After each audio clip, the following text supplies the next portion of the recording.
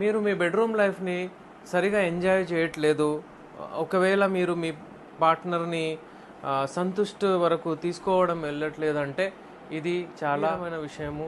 దీన్ని మీరు సీరియస్గా తీసుకోవాలి.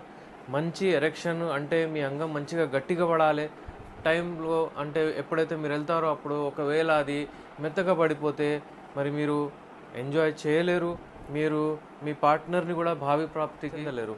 అందుకనే మీరు ఎప్పుడైనా చాలామంది ఇవాళ రేపు ఏం చేస్తున్నారంటే అశ్వగంధ కానివ్వండి, లేకపోతే శిలాజిత్ కానివ్వండి, అవన్నీ వాడుతున్నారు. ఇంకా వేడి వచ్చి ఇంకా వెళ్ళిపోతుంది. దానికి వివిధ రకాల ప్రాబ్లమ్స్ ఉంటాయి. ఎరెక్టైల్ డిస్ఫంక్షన్ అంటే ఇది అంగస్తంభన వైఫల్యం ఎందుకు అవుతుంది, అది కనుక్కుంటే కరెక్ట్ ట్రీట్మెంట్ చేసి శాశ్వతంగా మనము ఏ గోళీలు ట్యాబ్లెట్ లేకుండా మనం ఉండవచ్చు. చాలామంది వెళ్తారు కెమిస్ట్ దగ్గర, స్వాగరా అవన్నీ వేసుకుంటారు. అవి వేసుకున్న తర్వాత ఆ రోజే వాళ్ళు పెళ్లి కొలుకుల్లాగా ఫీల్ అవుతారు. దాని తర్వాత వేరే రోజు మళ్ళీ ఏమీ రాదు. చాలా వాళ్ళకు మెంటల్ టెన్షన్ ఉంటుంది.